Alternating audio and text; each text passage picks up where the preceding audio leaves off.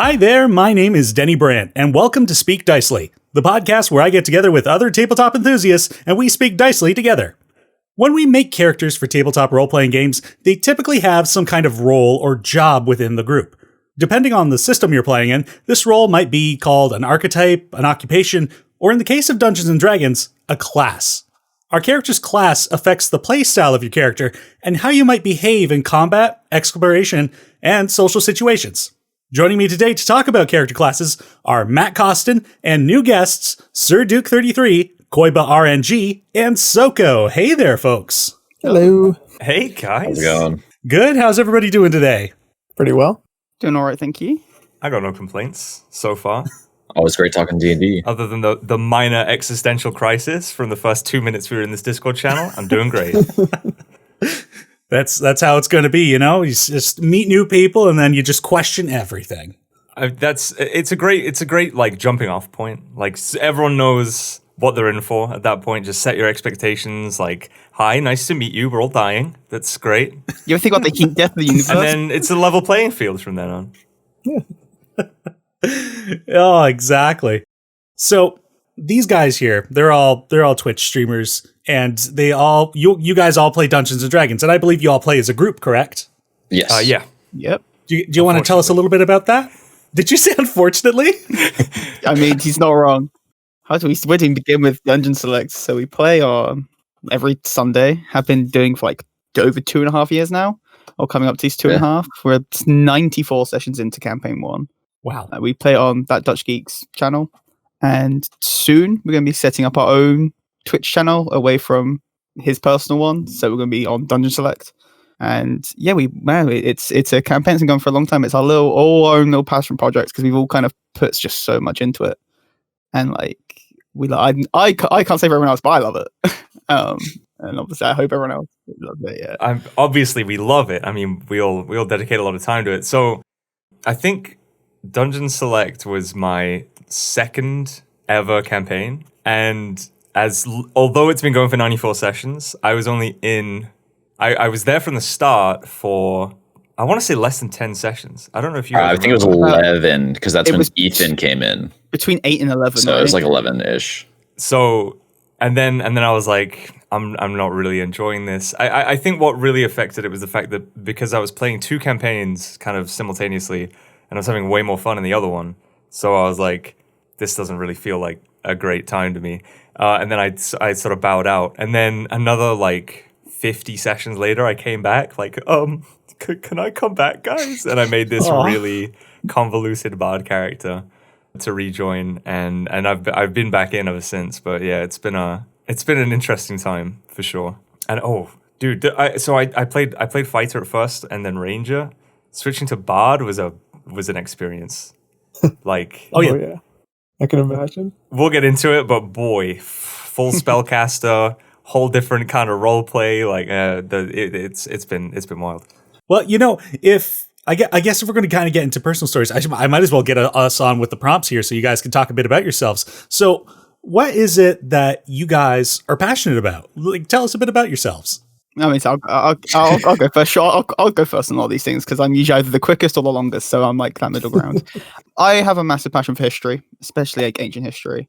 So fantasy settings, man, that is my bread and butter. I love it so much because like I could just put so much in, especially into the politics of worlds. It's like anytime something political comes up in like a game, and it's like Two Kingdoms, I'm like, this is it. This is what I want.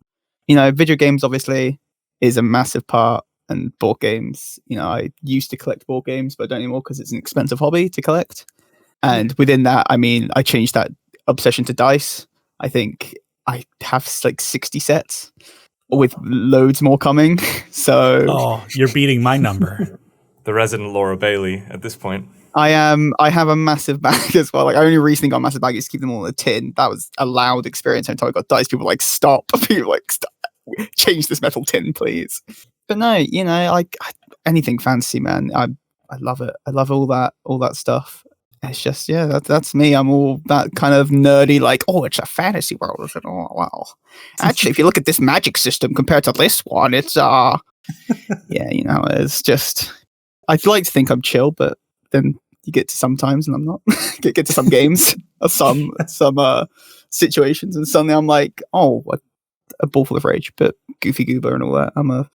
Try to find fun and all. Yeah, that me. I learned something new today. I never knew you were passionate about history. Yeah, I fucking love it, dude. Hell yeah, dude.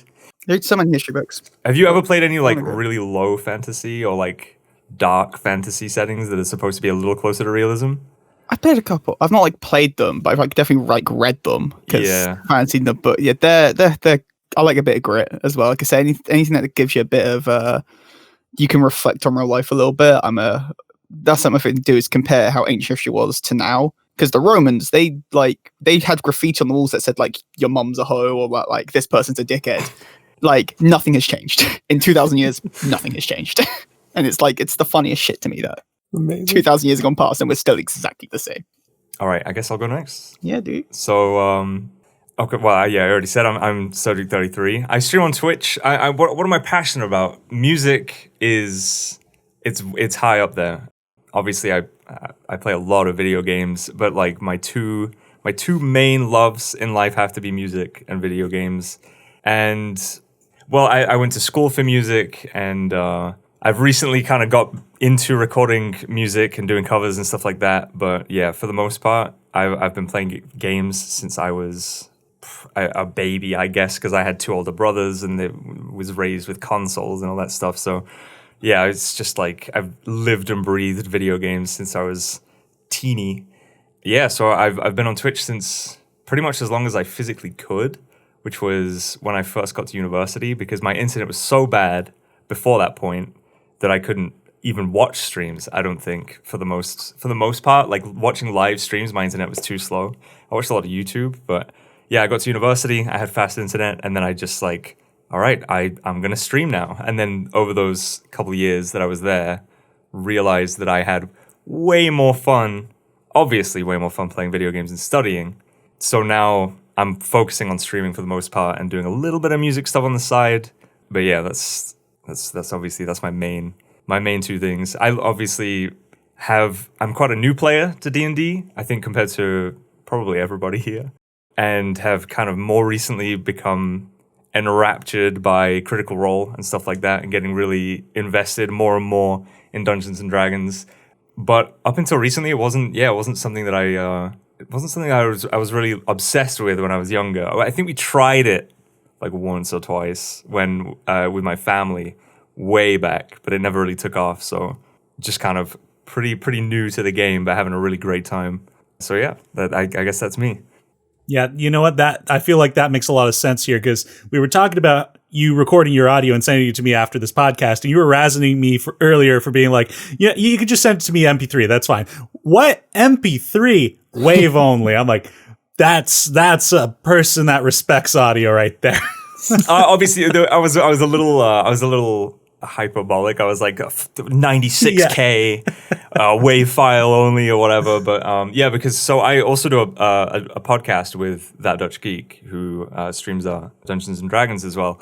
And only recently I was like, because I do mixing engineering and stuff on the side, and I was like, how about we both just record our audio separately, because you get sometimes like Discord will cut out, or the quality on Discord isn't going to be exactly what you get from your mic. So I was like, we'll record our audio, you send it to me, I'll edit it, and then we can tack that to the video and upload it. And so we've been doing that ever since, probably like a couple months now. And honestly, like, I mean, I don't know if it's made a huge difference, but being able to have that sort of control over how it sounds and making sure the levels are okay, because we stream it live, so we don't record it and then upload it. It's streamed on Twitch, and then we used to just kind of upload the VODs, and it was like, if something's a little wrong on the live stream, then the video is not going to be as good. And obviously audio is very important, so I try to sort of, I think I know how to do this stuff, just kind of I'll try and slicken it up a little bit for the YouTube uploads. And so yeah, I've been doing that for a while. So yeah, I was invested in making sure everything was good, like as good as it could be for this, obviously. And I've also been doing some voiceover auditions and stuff, so trying to work on my setup and my recording, things like that. Yeah, we need to talk after this. We've definitely got some conversations to have. Sounds good to me. But I don't want to hold Soko up anymore. Let's hear about you. I'd say, well, I don't know if Duke and Koiba would know more about one of my passions, but I'm super passionate about like video games, D&D, all that. Been into that since I was like 5 years old. That's actually when I first started playing D&D 2nd edition through my dad and his buddies in a little home game. But I'm also an avid writer. I don't share anything I write. I don't do anything with it. I just do it because it helps me get out whatever. It's just like a nice little outlet.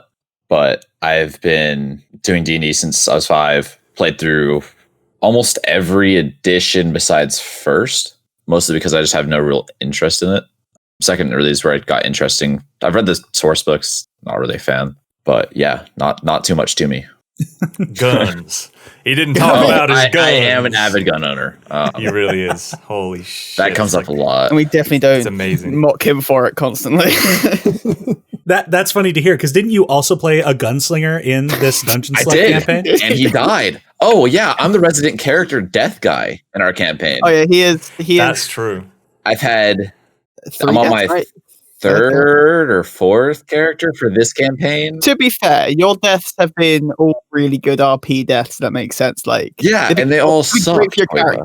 I mean, yeah, it sucks, but like they've been great. The Like, first one happened, what, 8 episodes in? Yeah, 9 sessions. I think? Session 9, I think. Yeah, but Ash had to go. Ash Yeah, had he to did go. have to go. He did have to go. He was the mystic at the time. Mystics aren't allowed. Mystics are not allowed at 3rd level. 64 damage at 3rd level, and that's like barely using half your shit. Yeah, get out of here. You have to go. Some of those unearthed arcana are pretty broken, and the Mystic was the king of broken. I don't know, man. Mystic seemed pretty balanced to me. Okay. You can just heal your teammates for 70 health every turn. Yeah, I did 68 damage and then healed my team for 80. Yeah, okay. What level are we? 2? It's fine. Who needs a cleric or a DPS now? Who Exactly. needs anything but Mystic? Why not be both? I saw an amazing video that was about homebrew rules for D&D, and literally they opened with no mystics, and like that was rule number 1. Like just homebrew rule number 1, no mystics, and like looking back, yeah, I get it. I see why. I see why too after playing one. I didn't see it at first, and neither did Dutch. And then we ended up with Ash. It's a shame because it's a really cool concept. It just It is. They just can't do it right. needs to be Yeah. taken down about 3 notches. 'Cause this is the I want to say it's like the 6th or 7th time throughout D&D that they've tried to get like a mystic into D&D, which is why I like that Tasha's introduced the new sub archetypes, subclasses for psi infused I think classes. they've given up and just made it subclasses Yeah. rather than the main It's class. probably best. We've got a guy in our games, Adrian. He's been on the podcast a couple times, I think. He loves the Mystic and the whole concept behind it. So he keeps trying to play Mystic, and we keep having to homebrew it a bit just to make it a little more balanced. But he's playing one of the psi classes right now, or the subclass for the rogue with the Yeah. psi knives. Psi knives. Yeah. So cool. Yeah. We came to a bit of a problem when we found out that those knives can't actually cut anything Oh no! What? I never thought about that. because they specify in the description they cause no physical harm. It's all mental. So we had to cut something out, and he's like, there's a rope, I'll cut it, and pulls up a knife and can't damage a rope with his knives. That's amazing. I'd cry so hard. Eventually, just the friction of his hand against it would cut this rope destroys his hand. We're like, well, I guess the rope has no brain for you to hurt, so you can't hurt a rope. That means you can't slice someone's throat technically either. Exactly. Oh, that's rough. On the upside, you can kill someone with no evidence. True. Best serial killer. There you go. Yes, absolutely. We've done it.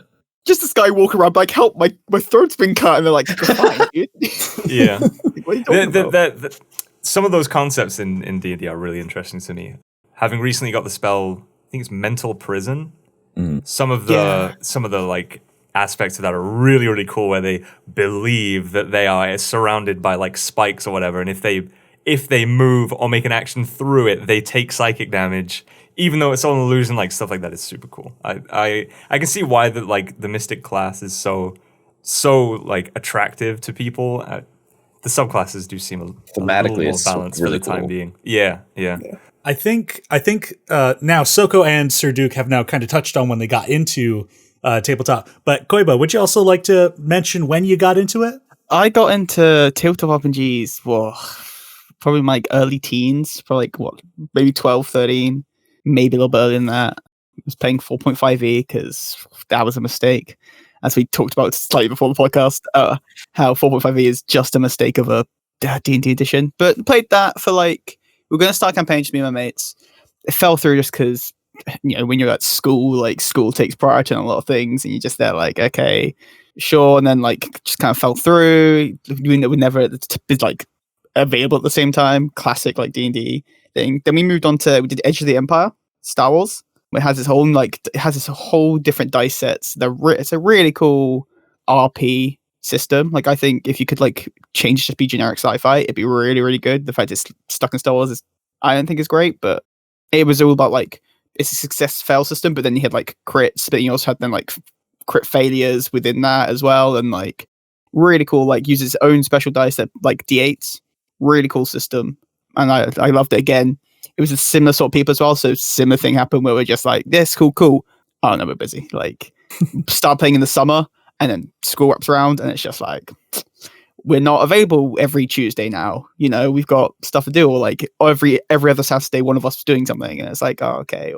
But yeah, and 5e, I played Dungeon Slates is like my third 5e campaign, I think, that like I started because I did some other ones beforehand, like got into Dungeons and Dragons properly with Critical Role like 5e because like played that a bit and I was like, okay, that was fun, but whatever. Left it alone for a couple of years and then suddenly like someone talked about Critical Role to me. I was like, well, what's this? Watched the bit. I was like, oh yeah, Dungeons and Dragons. I used to play that. That was kind of fun. And then just like my sister was starting a game with some of her mates. I was like, got room for one more? Hello? I played that before and they're like, yeah, sure. Again, I had up until Dungeon Slates, I had about 3-4 campaigns just fall apart due to time constraints. Like we got to about 12 sessions into this other one and then it was just like, we're busy. These people were in university at times, so like all their big like last year exams are coming up and they just had to cram study and like I just wasn't, and then suddenly I'm like, oh, I've got no games anymore and everyone's busy and okay, can't really play D&D by myself. I can make characters, great. And I didn't really want to start anything just like online randomly because I was like, what if the game's not right? I've made all this prep and then it's like, and then I finally took the chance with people I kind of half knew from level 6 at the time. I didn't really know anyone from the Dungeon State crew at all. Like I maybe That's knew. Kind of true. It's weird to think about now. Because you knew Profane, right? I knew like Profane, who was one of the like founders of the level state community, and I kind of knew Dutch and Duke because they like had hosted their streams. And I like Dutch was the one I knew the most. He was her DM. And I kind of knew Duke because Duke. And I was like, okay. And then just everyone else I heard of and like maybe saw once, but had no idea who these people were. And then suddenly after I had in my mind, like if it's not good, I'll just find an excuse to dip out and just be like, sorry guys, work's come up. Because I was like, what if this isn't good? After the first session I was in, I was like, yeah, this is it. This is the group. There's something good here. Like I enjoyed this D&D, and here we are 94 sessions later that we're still messing about and we got plans campaign too. Yeah, no. That's got to be so satisfying to finally be like a part of a game that's clearly going to reach its end. Oh, definitely. And like, I'm within that, I've started like in my own like IRL, I've not started, but another group of friends like who are my workmates, we started one because of COVID that's like gone to the thing. And they've also, because their life is where we no longer work together anymore because our work like made us all redundant. We just spent less time together and couldn't like, we'd be in work together and be like, oh, we're playing this week. Like we never had a set schedule, which is not great for D&D, but we're just like, yeah. What's our work schedules? Or like, oh, we're all free on Tuesday, or like 2 of us are working Thursday in the evening. We'll just stay together and go around your house Thursday evening. You just come in, stuff like that.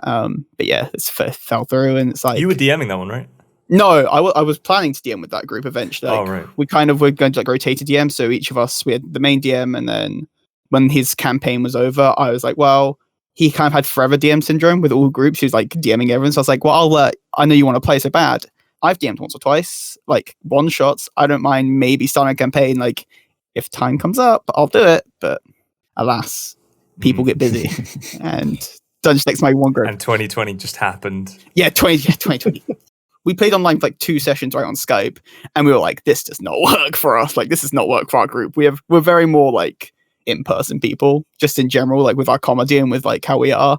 So, and like how we just like interact with each other, and yeah, it just did not work the same because I was like the only one with the computer. They were all like using a tablet or like their phones or yeah. So it was rough. I'm like, ooh. Having never really played D&D properly in person, that is something that I've been dying to try. Like it's good. Pretty much since we started Dungeon Select and stuff. Like man, it just looks like so much more fun, right? Like it's so much more interactive. Not to say that it isn't fun to play online, but boy, it's a different experience. You know what I mean? It is a very different. I think it's more. I want to say it's almost less serious in real life sometimes, because online you kind of have to be like, you're in this restraint. You're like, cool, we're together. This is what we're here for. Whereas when you're hanging, like if you do it IRL, you're hanging out with mates, and like you can have like you can whisper to each other type thing, and like kind of say something and be like, oh, they just said that, and it would not be. That's the biggest thing. It's not picked up by everyone, so you can have like almost. Because obviously you see that a lot on like Critical Role and stuff, where they're having these little side conversations, and like especially when you have characters, for example, right, Gen and Nicole, which is my bard and Koiba's my barbarian / paladin, dragonborn. So they're pretty close in the campaign. They're like they're tight knit homies, and like it would just be nice if we were really around a table to have like a little whether it was like in character or not, just having like little side conversations and just interactions, and like really being able to kind of, you know, slap someone on the shoulder with like to encourage them and stuff like that, like all of that stuff, all those gestures that just come across a bit better when you're in person. And when there's a situation going on that doesn't involve you, just being able to like have a little side conversation, and just because otherwise it's just like when you're doing something, particularly in Dungeon Select, when there's something big happening that, for example, last session, Trim, the Druid, Laura's character, was communing with the Wild Mother, and there was a good span of time, like 15 to 20 minutes, where we were all in Discord but deafened, like we weren't privy to what was going on. And so around a table you'd leave the room, and then you could just like, you know, hang out, talk about, theorize what's going on, but otherwise we're just kind of like DMing each other on Discord and stuff, and it's not nearly the same, you know. That actually gives me ideas, because at some point I'm planning for a streamed game on this channel as well, and I think you're making me realize that I should set up like a second voice channel in events where it's a situation like that. It's like one player and the DM. Like everybody can go to that channel. They can talk amongst each other while we actually do this recording, the DM and that player. That sounds like a good idea, yeah. Our main thing, that's what's good about if you do it like as a voice only channel, where obviously where we live stream it and we use webcams. Yeah, the cams. Yeah. The cams mess up the scene. So if any of us like drop or anything like that, like the scene gets all messed up and we're all in different wrong places. And it's one of the things I wish we could do, but where we've set it up from the start, it's just like, man, it's unfortunate, but it happens. It's one of those things where at the time you don't think about it, then suddenly you think, shit. Yeah, because we're all cropped into this overlay, and as soon as one webcam disappears, everything goes wrong. Suddenly someone else is in the DM slot, and like, it gets out of hand. So we've come here today to talk about character classes. I feel like this is such a brute force transition. It's like I'm loving hearing about you guys, but we should probably get to the topic. Yeah, no, absolutely. I mean, there was a brief pause. We'll take the segue. Let's do it. We should have warned you that we're the biggest three ramblers in Dungeon Select. Yep. Yeah. It's all good. I appreciate all this conversation so far. It's been very interesting. So in the intro, I'd mentioned that your class kind of determines the play style of the character you're going to play. So what are some of those different play styles? Oh, Corby, you can go first. Oh, I can go first on this one? Oh, God. Playing the Barbarian, yeah. Yeah, I play a Barbarian. You're pretty up in the face. You're pretty there, like... Your playstyle is definitely more oriented on combat rather than RP, I think, as a Barbarian. I think you're definitely more of a, like... I tried to step out of that by making an intelligence Barbarian. I still fell into the trap of making a dumb one. Like, I have a high intelligence, play a fucking idiot. But it's just because it's just more fun. It's just, like... It just, I think that's the RP you can get from it, is you can play that, like, you can almost take that step back and you can almost be overly meta, because you can be like, I think this idea is great, full well knowing it's a bad idea, but you fully believe it is. So like your play style is very like, you can kind of almost step away as like a general brain and just kind of be like, okay, I'm here to kill stuff. I'm here to like be the front line. I think of ideas. You guys can do all the like diplomacy, and you guys can like handle ideas. You just tell me where I need to be, and if you don't tell me where I'm be, I'm gonna make the decision myself. And like you kind of that it's a brute force energy that I don't think any other class really has, and I love it so much that you're either like the main leader by accident in the sense of like, I'm doing this and you can't stop me, or you're like okay, so guys, what's happening, where we go, and tell me where you need me to be. And you can flip that so easily because you're like, what's the plan? Or you can be like, guys, I've got a great idea. let's go through this trapped door, and I'll just set off all the traps, take the damage, and you guys follow in. It works 50% of the time. That's one of the most like funny kind of like out of character sort of observations of Nicole. So when Naronk, who was Soko's gunslinger, died, R.I.P. dude. that was a big deal. Like that was a big deal. One of my favorite characters I've ever made. Yeah. We lost our physical range, and we lost our basically rogue. So like our lockpicker. Yeah, Nicole was like decided to take up this position of like, yeah, I watched Naronk find traps, I watched Naronk pick locks, and then decided he was now the resident rogue. And so he would like, I'll check for traps, and he'll roll like an 8. My but he'll be like, investigation check is +1. yeah, guys, there's no traps here at all. And then we'll all get fucking exploded or some shit. And like, that's just been the case since Naronk died, pretty much. So my main thing was where my character, he was always in the front line. He was at the front. He was that like thing, and obviously we'd have Naronk next to him because he's like, oh, I'll check all the traps and stuff to make sure it's all good. And I'm like, I'm one to lead. I'm like the tank. I'll be up front because just in case shit gets down. So my issue is I was always next to him.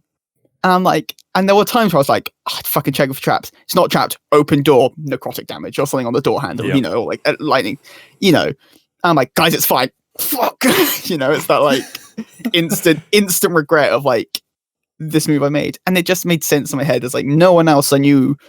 We didn't really have anyone to take up that mantle. And it made the most sense at that time for me. I was like, well, I'm the other one who's up front. Everyone else kind of is, when we like, say what order you're in, and it's 2x2, it's usually like me and Naronk were first 2. Then it'd be like the other 2 characters and the other 2. So I was like, well, now I don't have that anymore. Guess I'm up front.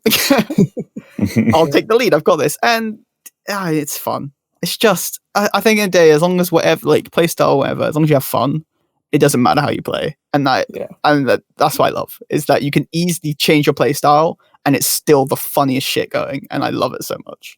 Like, I'm playing a barbarian currently in my game as well, and my idea was to build him as kind of just like playstyle as, the party tank. He wasn't big in the social aspects. He was built all in the physical. He was meant to be like a guide in the like wilderness. But then everyone else built characters with detrimental social abilities. No. So like one person, they have a flaw where they can't really lie, and someone else has a flaw where they're nobility. So they just talk down to any of the common people, anyone who they don't think is like a high-class citizen, which has left me with no trained social skills as the party face in this area. Yes. So I have to go in and with my basic like 10 charisma, just try and get all this going on. I had a -1 charisma for a long time. And then when I multi-classed into Paladin, the DM was like, obviously to multi-class into Paladin, you need a certain charisma, like 13 charisma score or 14. Yeah. And so the GM's like, you've been imbued by the power of the god, so D&D Beyond lets you do this. I've bumped your charisma to a 16, just so you can multi-class. But suddenly, because I'm now holy, it's like you're more charismatic because, people can kind of see you've got this, holy symbol and whatever. My guy still is not allowed to talk. Like, I am not. I start talking up to like these people and they're like, shut the fuck up. Well, that's because we have a bard. See, that's the problem. Is like when you have a bard, it's like it's almost hard not to default to a bard or like a warlock or sorcerer, just because they do tend to have that higher charisma, and you're like, they'll probably do a better job. But then you all just have a good time when they don't talk. That's something that I'm kind of struggling with right now in character creation, because I like to talk a lot, right? And we've played through a lot of sessions now where as the bard with my like plus 18 to persuasion or whatever the fuck I have right now, it's easy because I naturally like I want to lead in a conversation, I want to approach people, I want to do some talking, and then it's like if I have an idea, I can just maybe I'll try and persuade them, or maybe I'll try to slip something past them, and it's gonna happen because I'm a bard and it's really easy to do.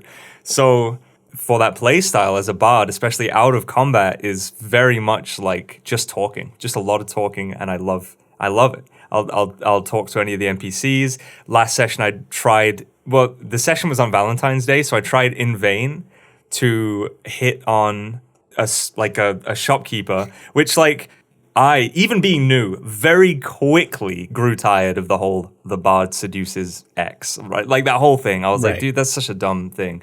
So my bard is a Milil worshipper. He's very holy, I guess, in some manner of speaking. Like he really believes in everything's life is a song, and he should spread music everywhere he goes. So he gives instruments to people. Like there were a couple NPCs that managed to escape this city that got destroyed, and he like gave them a drum, and it was like, oh, there you go, man. It's just spread some cheer. Like that's sort of his mantra. Is there's a really awesome mission statement, like when you look at the Milil like wiki or whatever, there's a little bit at the bottom that's like the mission of Milil worshippers, and it really is something along the lines of like everything's life is a song, and you know it has its crescendos, and it has a beginning and an end, and all this sort of harmony in life and music. And so yeah, I don't do the I seduce the dragon type shit. So when I walked into the shop, I'd love to see your character do it though. and I used prestidigitation to conjure a rose into my hand, and then laid down a really awful line.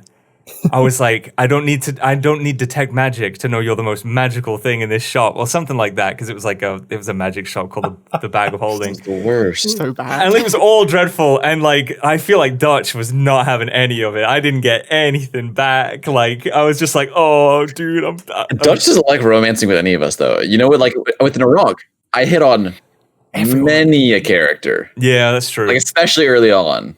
That's true. And he just had none of it. So I'm not sure that he wants to hit on me. Yeah, I mean that's up to him, right? It's a fade to black situation, which is what I prefer anyway. Is that like you don't need to know? There's no point up. But it was just funny, right? Because I don't do that. I don't play that kind of character. It was just really funny. Like it's Valentine's Day, do a little silly goof.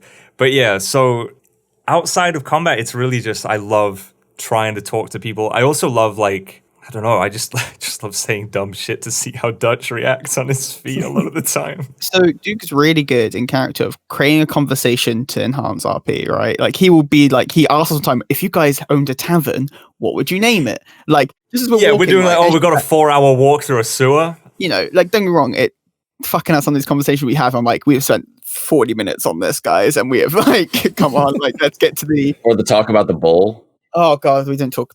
There's so many things we don't talk about anymore because I there's a lot of times where I would just check out the conversation. I was like, they'll be talking like a gem across the bowl. I'm like, well, what's a bowl? Is a cup a bowl? Is a goblet a bowl? Like, what kind? And I was just like, my character. I'm like, I leave and I'm going to have I'm going outside and sing outside because like I don't want to be part of this. Like, I was here for the first bit, but man.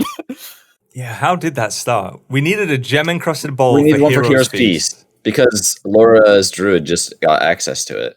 But also, Duke's character asked if our characters wanted to learn any musical instruments. I did try and teach them how to play music, yeah. And I forgot, because it just doesn't come up, that my character is proficient / has a pan flute. I said it was an ocarina because I'm a video game loser.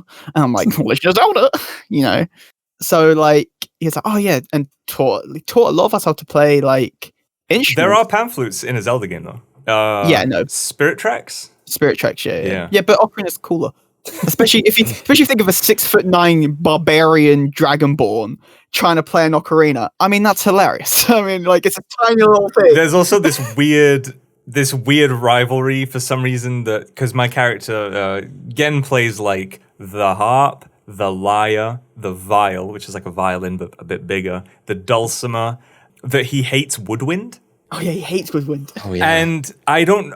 Like in my mind, it's just like, well, he went to Bard College and he probably had some peers that played woodwind or like a Bard troupe that he hated or something like rivals. So there's just this whole thing with him hating woodwind. So when Nicole wanted to learn the ocarina, I was like, oh, it may be something else. I've got a drum. I start playing it and he's just like, yeah, but that sounds great. But have you heard of a viol? Yeah, it's like every time like I'd play this like.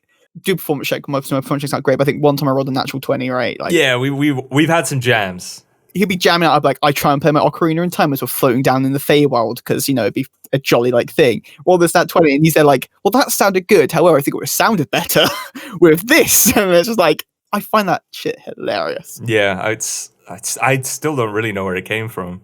It was just a glorious moment, because then no matter what, you try and convince them that woodwind's okay, and you're like, yeah, but this sounds good. It's like, no, wrong. I'd rather you drumming on a table than playing that rubbish. It's like, that's amazing. I love it. While we're on playstyle, for combat specifically, I'm trying to be like a crowd control caster, but legendary resistance is ruining my life. And I have I've resorted to Crown of Stars because it's a fucking awesome spell. Summon 7 stars to fly around your head and you just throw them at enemies for like 4d12 damage or something. So yeah, I just resort to Crown of Stars and throwing firebolts, because throwing Crown of Stars is a bonus action and it's not concentration as well. So I'm just like slinging damage instead, because I'm just tired of trying to confuse the enemy or blind the enemy or hypnotic pattern, and everything is just legendary resisted every time. Well, it's probably important to mention we are at 15th level, so it's like at that point where everything has legendary resistances because we have so much access to spells and whatnot. And because we're nearing the end of the campaign as well, it's been kind of a chain of boss fights pretty much, where like we're gradually going up the chain of big bads. So I'm just I'm just throwing damage at this point. If you're at 15th level, you're at the point where Monk finally gets good. Monk gets good at 5th level, dude. Oh, paralyzing enemies with stunning strike. Yeah, until every enemy has good con, and then you're like, well, there's the one thing I can do, gone. Until I hit, I don't know, 15th level, 14th level, Fair. something like that. I find Monk is fun early on, you're real strong, then you're real underpowered for like 10 levels, and then you get really good at killing spellcasters. Monk's niche there is just, I now have advantage on every saving throw, so let's just go fight spellcasters. So good luck hitting me with something. Yeah. Jesus. And then I've got in deck saves, you get like evasion and stuff, right? So it's Exactly. just like Oh my you're not gosh, you're dude. basically never being hit by anything. And most spells at that point that are going to do them big damage are dex based. Yep. And then it's like, oh, you take half damage. Yeah, the monk just becomes, I'm the distraction. Yeah, we fought a god at the end of our last session, and I was a monk for that one.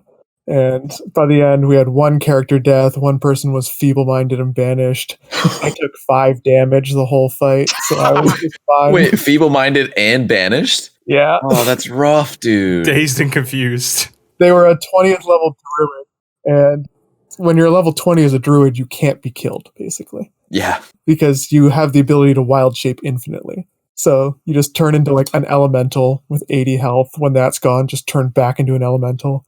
So the boss, to get rid of him, feeble-minded him, so he didn't know he wasn't an elemental anymore. He's like, I am now just an earth elemental. Nice. And then just banished him to get rid of him for a while. That's really cool. Some crazy shenanigans in that campaign. Druid's a weird playstyle, actually, thinking about it. Because you can either be a tank, a support healer, or like even like DPS casting. Kind of does everything, right? It does just like World of Warcraft. Yeah, Druid's one of those ones where like I think you can. It's almost set to mainly be a tank class in that sense of like a second tank. It's there to you wild shape into something big that has a lot of HP maybe, or something that has high AC just to be there as like a distraction almost. And you're not main tanking, just there. But then also at the same time you could take that like step back and just heal everyone or do an AoE spell. Like it kind of does a little bit of everything.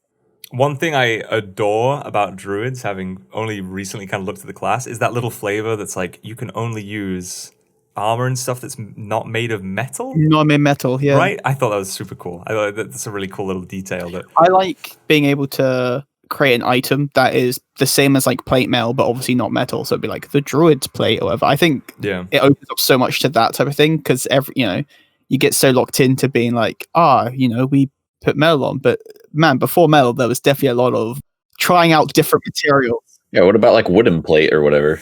Yeah, there's plant life out there that's like as hard as steel and stuff like that. There's like, and they somehow, steel leaf, it doesn't exist, but like that is something that exists in the video game world. in feudal Japan, they were using armor that was made of wood, right, and leather. Yeah, and if you look at the Zulus used to like dip their shields in whatever it was that they did, like the leather shields, to make them like bulletproof for a little bit. Sick. Probably like pitch or tar or something at that point. Yeah, it was something that they dunk their like shields in, and it would like basically make them but obviously not to the extent that we have like Kevlar, but it was definitely like could stop a bullet or two, like would like slow it down at least a lot.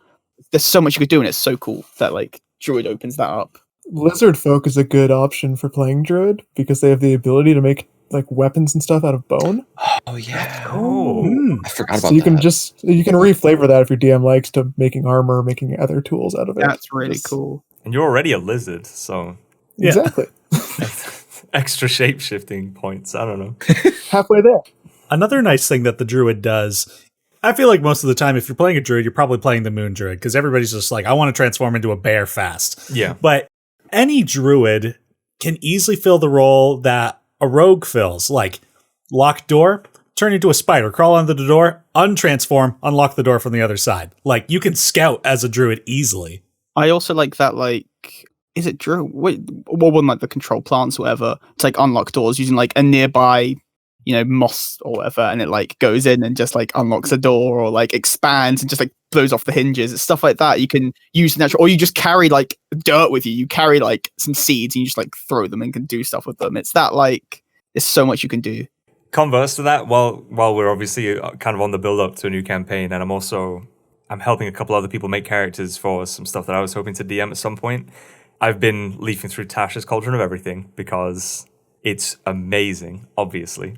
And there is a Druid subclass that is like the opposite of what you'd expect of a Druid, the Wildfire Druid, where it's like, oh, destruction is a part of nature, and they just get all these awesome like fire spells and stuff like that, and it's such a cool angle to have like from that class, because it's obviously completely counterintuitive to a traditional Druid, where it's like they still have this belief in nature, but it's just like the dark side of the moon, where it's like, oh, destruction is a part of nature and like the cycle of life. Things need to die to regrow. Get rid of the old to bring out the new. Yeah, exactly. Like that's such a cool angle, and also just a cool way to kind of sort of put new life into a class that's probably, well, always been that sort of tree hugging, nature loving type for a while, to have this like almost like a destruction, like mage kind of angle to it. Now, I'm curious, has anybody played any like healers or support? I've played a cleric. I played him basically as a barbarian because I was playing him at the same time playing a barbarian. He was 18 AC at level 1 type, well, like level 2 or something stupid, really tanky boy who heal spells were more second nature to the first one, but that's just because at the time, I can't remember what happened. In my head, we didn't really need a healer. It was this weird, like, we had a lot of tanky people. Just like we rolled stats, and like the barbarian we had rolled like insane, like absolutely just like had like 3 16s, had like something that like they were like the Townsend Jaffe and Kira, like everything they rolled was golden up until the campaign started, and then it was just dog shit. But like in character creation, in like stuff that didn't matter, their rolls were like mental. And if we weren't in our real life, I would have been like, what is going on? Like what are you doing? But like I'd see them roll, I'm like, how have you done that? Like they rolled their like 2 sets of like stats. I'm like, how have you basically rolled in both sets 3 16s? Like changed dice and everything. Like I was like, here's some of my dice, like what's going on? I'm like, what happened here? Like who are you? Like so I was like, healing isn't going to be like a big deal. And then Inflict Wounds is such a cool cleric spell. Like at level 1, it's like 3d10, right? 3d10 within start. And I was like, oh, that's so cool. Especially when my cleric was of Weejas, which is a lawful neutral with lawful evil leaning. Because he was like half orc, and things all about like knowledge of magic. And it's like her temples are big ivory towers. Really cool goddess. And she's a hot elf lady. So it's like, cool, But yeah, like it was fun occasionally, like obviously to then go back and be like, okay, I'm just going to purely heal this session or this combat because I know this is what's needed. I know there's a lot of AoE happening here. I'm just going to be like distraction. You get stuff like spiritual weapon, which is a great, non-concentration bonus action, just chip damage. Spiritual guardians at the time as well. So I'm just like, I'm going to get right in the middle, plonk this down, stay in the middle, and just be next to everyone, like cure woundsing or, healing word just around me. And it's a cool playstyle. I think with cleric, there's a lot of playstyles because obviously you look at all the domains, every domain's a different playstyle. You can go like life cleric if you want to be like that pure healer, knowledge cleric if you want to be a bit more magic focused and a bit more like AoE focused. You can go like Forge or Death Cleric if you want that more like. So I played Death Cleric and it was very much in the action. If someone goes down, you heal them for your maximum amount of healing that you do with that spell if they're unconscious. So it's almost worth not healing someone if they're on 2 hit points. Let them go down and just heal them up because. Well, it was because if you did that and you rolled 3 1s, right, you've just healed them for 5 and they're going down anyways. If you wait that one turn, you heal them up with like a 3rd level cure wounds, you're doing your maximum healing right there and then, and they're almost back to full. Or, Yeah, but then if they get attacked while they're on the ground, and that's a critical hit. Oh, it was only a risk if I knew I was going next. It was never a risk I'd take if I was like, I went and then they go down. I'm like, oh, I should have really healed them. If I was like, okay, they're probably going to go down in this next round, I'm right after them. So I know I can get them up. Or I tend to like, with that, you can also do Spare the Dying as it's a cantrip you can do as a bonus action from range. And it's a Death Cleric. So like, you just be like, they're far away, Spare the Dying, I'll get to you in a second. Like, hold on. Triage. That's an interesting idea that I don't think enough subclasses do is like, you get this cantrip or this spell, and we're going to alter the details a little bit because of your class. I think that's a great thing that Death Cleric does. Or Grave Cleric. I think a lot of the cleric subclass, I can't think of it off the top of my head because I've not read the PHB for a long time. I don't remember every single subclass off the top of my head because my brain isn't that good. But I think for the most part, I think there's a couple in there that are like, your Sacred Flame is now like more range or something stupid like that, or it does. I don't know. Who knows? I think Cleric is the main one that does it. Yeah, because I think as a Cleric, they have like their staples. Yeah. Mm-hmm. Even so, although the domains might vary like vastly from, theology and beliefs, the Cleric class will always have these staple spells that are then kind of flavored to match their domain in that way, which is really interesting. And I think like Warlock is one of the few other ones that really does that, where they mess around with the spells. Yeah, well, that's with Eldritch Invocations. Yeah, Eldritch Blast. Yeah, the Eldritch Invocations. Yeah. And then obviously the Sorcerer just has the meta magic, which is so fun to play around with. I almost kind of had to readapt a Warlock subclass because I didn't want to be too much like a character from Critical Role. I didn't want to be too much like Ford from Campaign 2. So I had this grand idea. It's all like, I mean, I've had so many ideas for my character that's going to be in the second campaign for Critical Role. Second campaign for Dungeon Wow, Select. congrats, dude. That's big. Oh, yeah, man. I'm going to be on starting next month. No, but I had this idea for ages of a fighter, a duelist fighter, with, rather than a shield, an empty offhand, and then the grappler feat, so that I could grab people and then stab them with advantage, because, I don't know, it seemed like a cool idea to me. And so he'd have this fighting style where he'd use a one-handed weapon, he'd be really good at it, and then grab people, and that would, maneuver them around, have better control of them in combat and stuff like that. And then you're looking at Battle Master, you get stuff like Grappling Strike, where you can attack them and immediately attempt to grapple them, which is like perfect. That's exactly what I wanted. So I had all this planned out.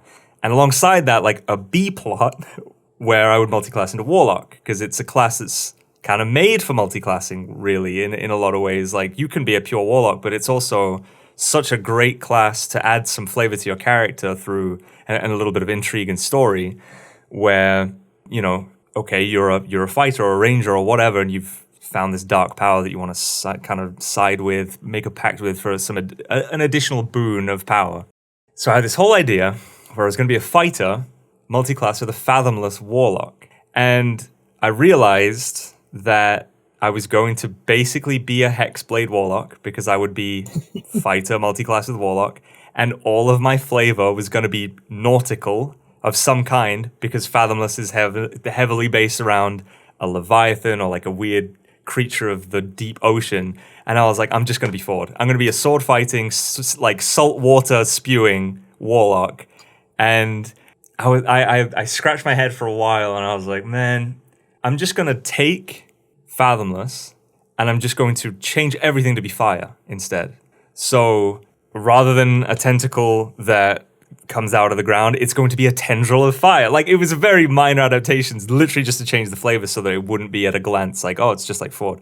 So I made my own expanded spell list for it, and to do that just kind of drew from because the other Warlock subclasses, like the Fiend and things like that, there are some fiery things in there already, so I just sort of drew from them. Elemental Weapon, Burning Hands, like sort of worked my way up, made an expanded spell list. And then changed some of the traits where it would be like, oh, you gain underwater breathing, and change that to like, I was thinking of changing it to Dark Vision, but Dark Vision is so common, so I still wasn't sure about that one. But basically ended up just trying to remake this subclass from top to bottom. And then like my whole character idea changed, and I no longer want to be a fighter. And I'm still probably going to multi-class with Warlock, but I'm going to be a Ranger now because Ranger is awesome. And I feel like it was a fun exercise, but maybe I didn't need to dedicate so much time to readapting the watery Warlock now that I'm a Ranger. But it was fun. Well, if you're still interested, I'd love to work with you on it. I've been recently adapting classes for similar reasons, so if you're still interested... Yeah, I mean, I'll send you the Google Doc and just give me some feedback. That would be great, yeah. Nice. I've played so many Rangers, but they're always been the same Ranger with the same playstyle. It's just like a go-to backup character I have, where it's just like, here's this dude, he's an archer, he does stupid amount of damage to one target, and that's just his whole playstyle every time. Now that they've changed Ranger and Tasha's, they added, because there was Revised Ranger, which was still not great, and then they added all these optional class features in Tasha's, and I read them and I went insane, because now Beastmaster Ranger seems like such a good time. Like the change was so critical. Yeah, I mean, you can command your pet with a bonus action now, and that in itself is absolutely enormous. And then not to mention all of the like little tweaks where, because I don't know about you guys, but favored enemy and favored terrain kind of suck. Like, they really fucking suck. Leave that to the roleplay. Yeah, right. It's like, it seemed like a lot of that stuff was like, oh, if you're traveling through your favored terrain, you do better. Travel faster, and you can also you don't struggle with difficult. Like, what's the point of that, dude? So they just threw it all out, and they just threw in like some really nice fixes that seem like they could have been a long time ago, could have been reworked. But on top of that, with the cool, you get to pick kind of what your pet is, and then it just gets the fixed stat block. So I'm gonna have a Shoebill Stork, which is a monstrous bird. It is such a cool bird, and I'm just gonna have a pet Shoebill Stork that flies around, and they have like a flyby ability where they can like fly out of melee range without provoking an opportunity attack. So it's just gonna be like up in the air, swooping down, pecking people, and flying away again. Yeah, Ranger seems so much better now than it was. Yeah, I have a player in one of our games. He rolled terrible stats for his character, like god awful. So he made a Ranger, Beastmaster with a bear, but he can summon about 10 bears if he wants with the different Ranger spells. What? Yeah. So he has like his bear, and then he has another thing that lets him summon a spirit version of an animal. Then he has another one that conjures like woodland creatures and can summon up like 6 bears from that. So his turns take forever, but he does nothing in combat. It's just he sits in the back and hides so he can maintain concentration on his spells, and just commands a fleet of bears, which all act just after his turn usually. So he takes amazing. like 10 turns in combat each time. It's ridiculous. Bad stats, doesn't matter. You faced one guy who's just the anti-bear. It's like, no. Yeah. The enemy. I think we had one guy who just teleported to him, and he's like, well, I'm done. Faced one giant bear, and it's like, no. The father bear. Gets caught in one like cone breath attack, and all the bears just disappear because he drops concentration. Well, he went up against werewolves, I think, which his bears had no way to physically hurt, and he's like, I'm useless. Oh God, right. God, yeah. He's like meat shields and just threw bears at them to just like buy time. Megazord all the bears into one other bear. Just That does magic or damage just somehow. magical damage, yeah. Still Mega damage. bear. Mega bear. Oh, That's a level 18 Ranger, I think. You get the Mega Bear. The Mega You're wrong. And you can ride it. You can ride it, yeah. No, you ride in it. Just it's in your it's in the mouth. Just like so the Megazord was in the headpiece. How would it bite stuff? No, because it's never mind. you got to sacrifice that bite in order to get the ride. Yeah, that's true. It bites onto something, and then you're just in there stabbing it. Exactly. It's big enough for it can bite something and you stab at the same time. It's the Mega Bear. Extra, yeah, you're just an extra tooth at that point. Yeah, it's just don't question the Mega Bear, Duke. Oh man. So to kind of summarize a bunch of the classes or the playstyles we've gone over, you've got like tanks, you've got controllers, you've got What 4th edition called strikers is like they get in quick, they do heavy damage, and then they get out because otherwise glass cannons. That's another way. Glass cannons, Yeah. Ranged, spellcasters, healers, support. There's so much that you can do. And I did mention that your class choice kind of influences your playstyle, but really, if you're creative enough, you can do basically any playstyle with any class. Some of them just have like a thought towards a certain playstyle. Yeah, there's definitely with certain class like rogue, you're going to tend to be the lockpicker or the like investigator, but you can easily make that anything with like slightly high wisdom. You can make that your cleric, or like your druid could easily be that like that's more perception. I had the monk that did that for our campaign with Ethan. Yes, I had a shadow monk. Shadow monk. Yeah. With like Tasha's coming out as well, there's like 2 more subclasses for everything. It really is starting to look like every class can do everything. I think at least 2, yeah. Didn't they also introduce that like you can change? Oh, I keep on hitting my fucking mic. I'm so sorry. I do it all the time. You can change like your racial bonuses and stuff now, as well as like Yeah. class stuff. You can change a lot of stuff now in Tasha's, which I think is really cool. You can customize everything, like your origin, Your stats, your languages. It's funny, I just ran into like, so I was helping someone make a tiefling, and there's so many different kinds of tiefling. There's like, I can't remember the names of any of them. They're all like sort of based on these evil hell demons or whatever.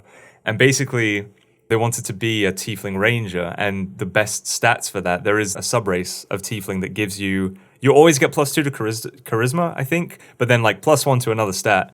And there was one in particular tiefling that's like, it gives you +2 to charisma and +1 to dex. And I was like, oh, that would be good for a ranger. Well, it turns out that subrace is in Mordenkainen's Tome of Foes, I think, specifically. Yes. Yeah. Which I didn't have. But with Tasha's, you can just change the base tiefling to a +2 and a +1 in any stat. So I did this really scummy thing where I spent ages just home brewing a subrace with literally all of the details from this one tiefling race. And it even tells you, like D&D Beyond will pop up and say, you can't share this because it's too close to this, right? Mm-hmm. Now, that's fair. I mean, it was literally plagiarism.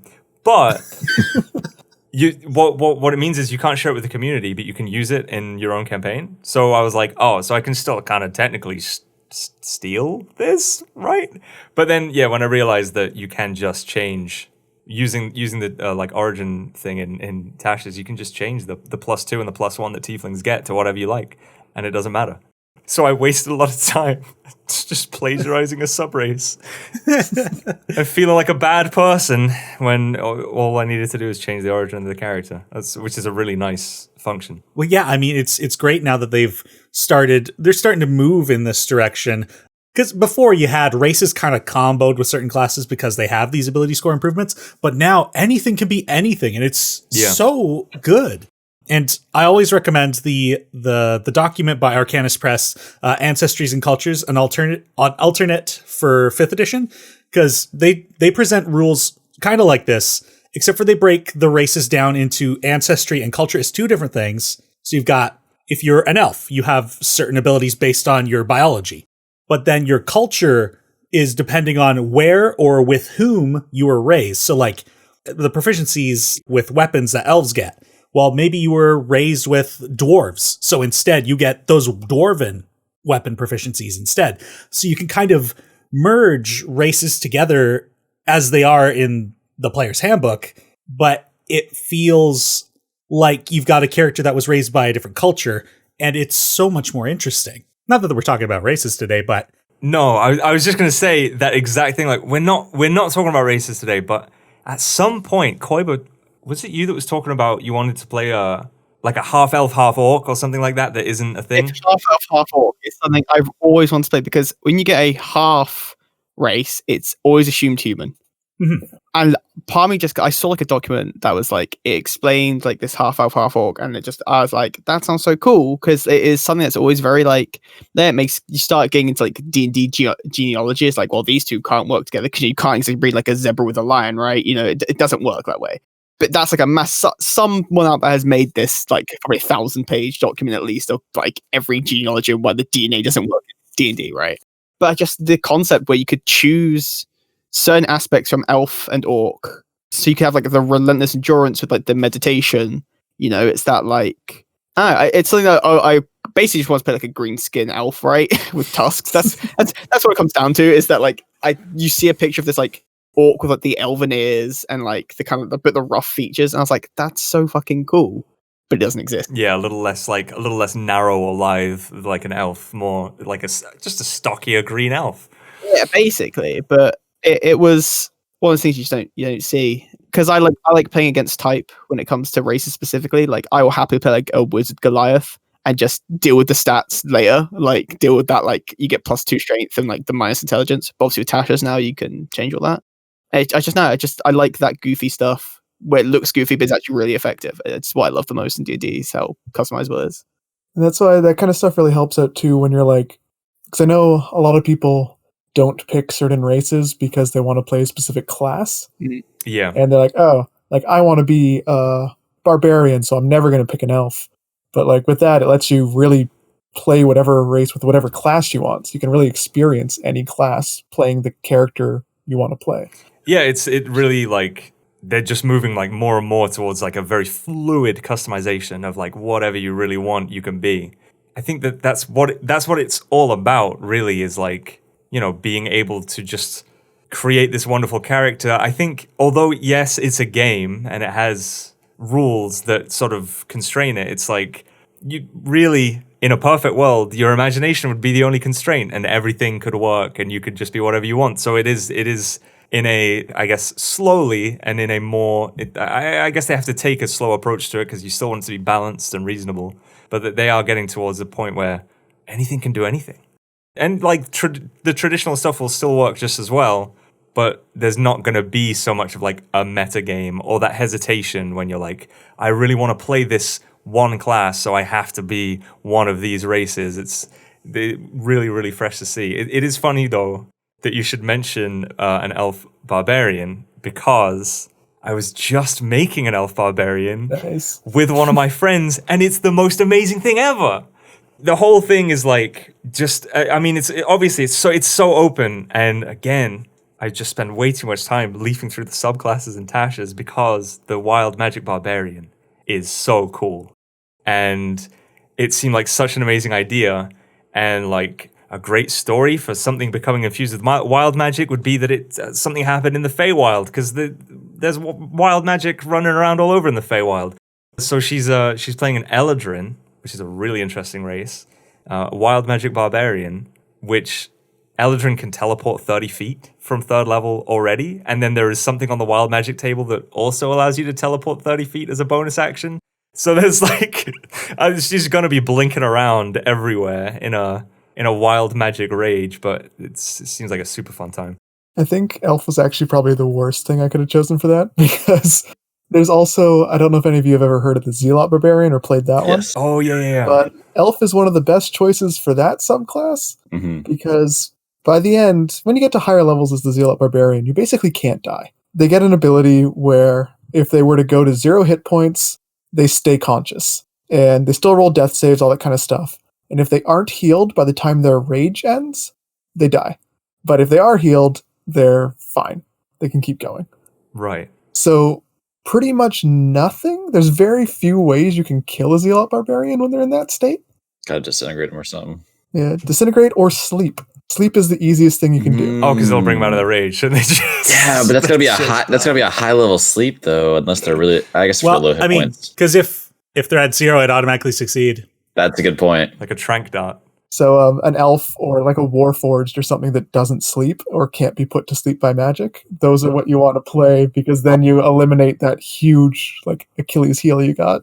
And they pretty much rely on it knowing disintegrate. Well, one thing that stands out to me about elves is they tend to be quite dexterous, and with barbarians, your AC is coming pretty much wholly from your constitution and your dex, so having a decent dex is going to help a lot with your natural armor as well. Yeah, that's true. Going kind of back to playstyles, what is everybody's favorite playstyle or least favorite playstyle? Oh, I love the run and gun in. I mean, there's nothing more satisfying.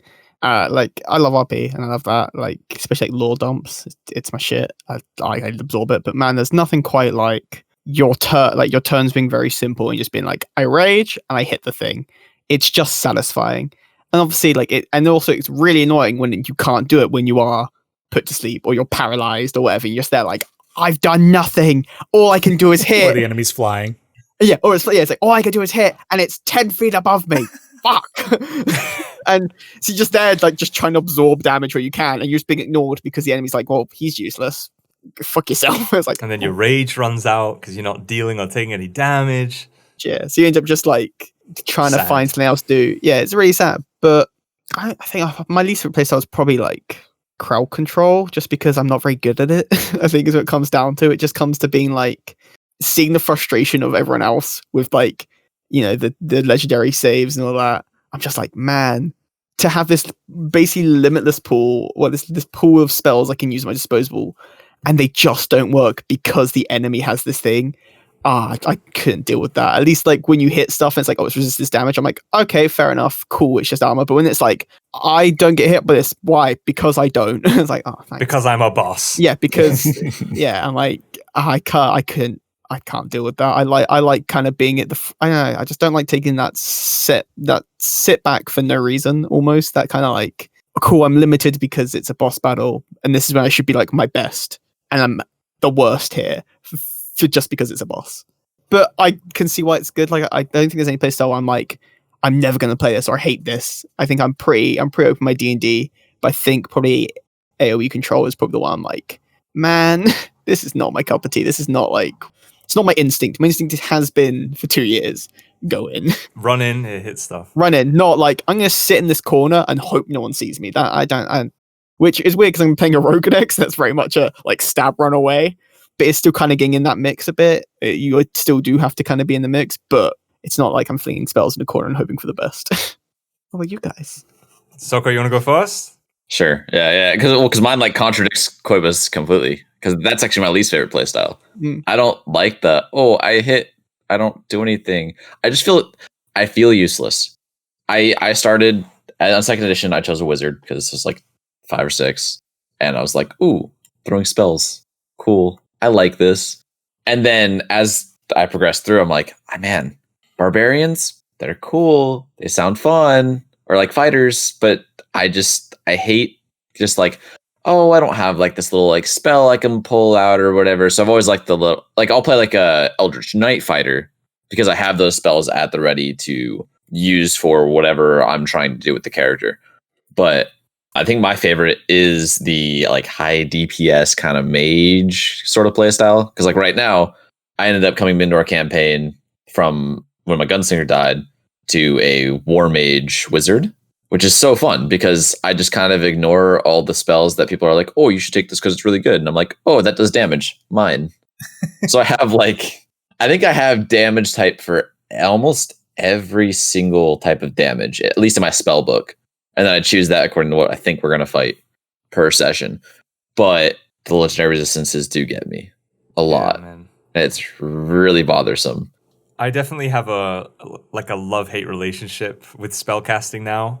What I really enjoyed about playing a fighter is, yes, you are a run-in and hit stuff type of class, but the fighter is like the thinking man's barbarian. You know, like they're a little more tactically aware, and that also helps with like, I mean, I love sword fighting, like in general, like realistic sword fighting, long sword fighting, and all of that stuff. And when I first started playing the fighter, I'd just been playing Kingdom Come Deliverance, which is a game that is, you know, intended on being realistic, and there's a lot of this like long sword fighting and combos and stuff like that. So I absolutely loved describing in a fight what my fighter was doing and like these combat maneuvers that he would do to like deflect a sword and then, you know, feint a swing and stab someone. And obviously playing a fighter, like, well, I never actually got the chance to play Battlemaster, which is why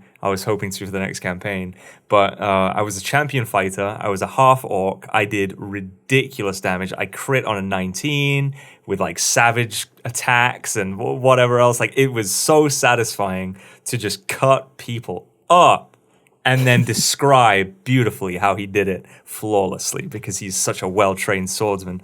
So I really did enjoy that playstyle. Going from that to Ranger felt really boring because I was I think Gloom Stalker or something like that. Yeah. Yeah, and And a drow, which didn't help.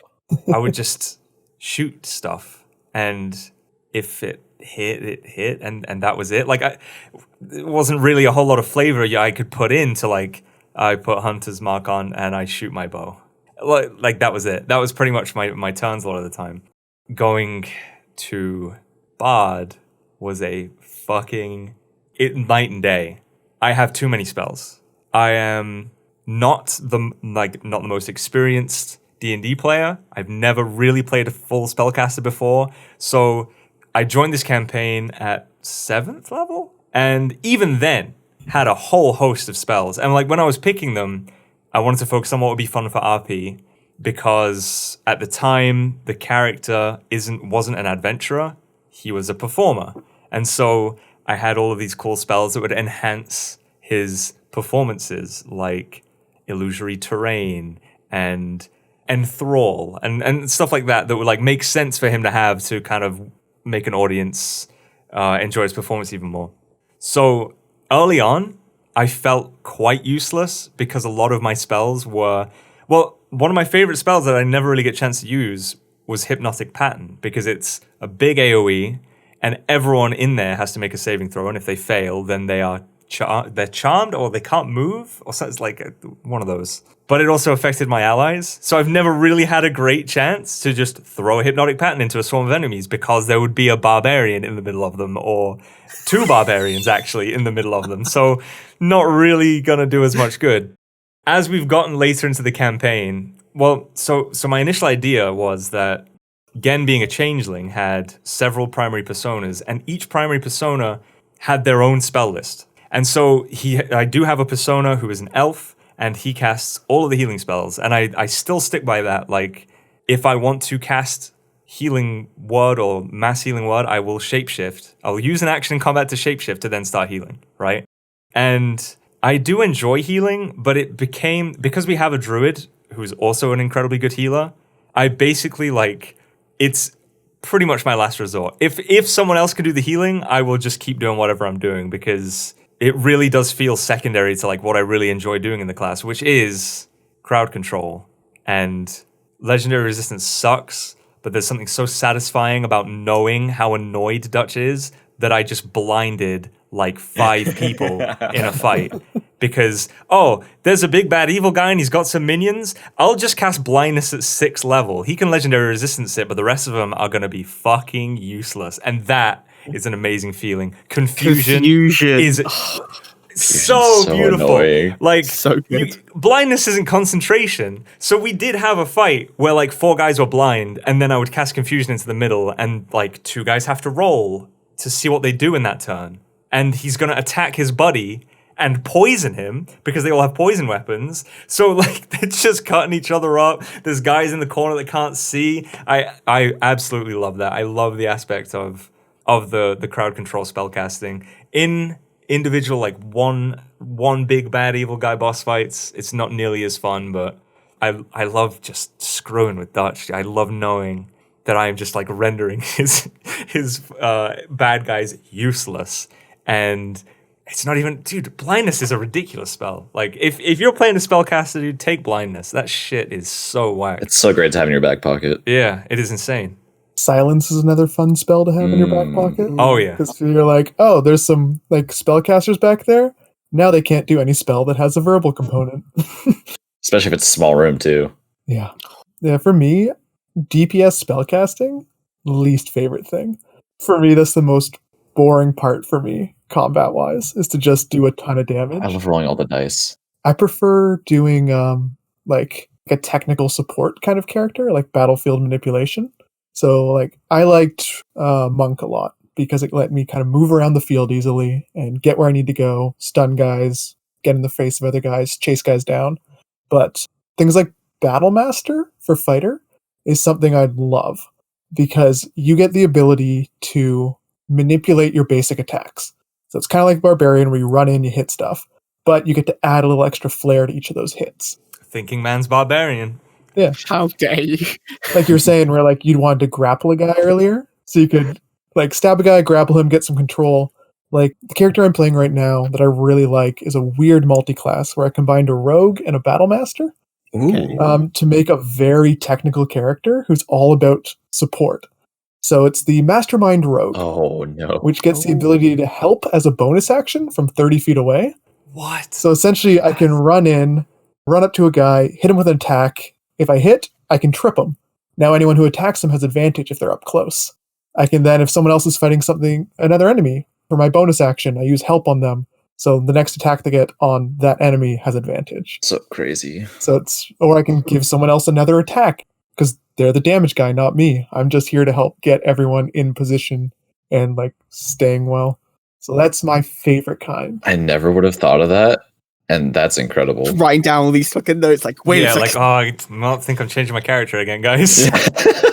Something I need to try. The greatest thing about that is if you can get to a high enough level with that kind of character, the Battle Master gets a kind of weird situational ability where if you talk to someone for 1 minute outside of combat, you get to learn either their strength, dex, con, AC, or HP. 2 of those in relation to yours. The Mastermind gets the same thing, but for intelligence, charisma, and a couple other things. So essentially, once you get to like level 14, 15, if you talk to someone, you can learn whatever you want about that character. Or even like if you observe them, you get to know. Just villain monologues. And you're just there, keep talking for another minute, could you please? I've got something I need to do. Start stopwatch. Yeah. At the end of the monologue, you're just like, okay, DM, what's his current HP and what's his strength? Because I need to know if I can trip him. He's like, oh, it's higher than mine? He's not getting tripped. Okay. Yeah. That's cool. Multiclassing is one of those things that, like, I never like planning out from the start. Just because, I know, just personally, like, I'm very much like, I'm playing a barbarian.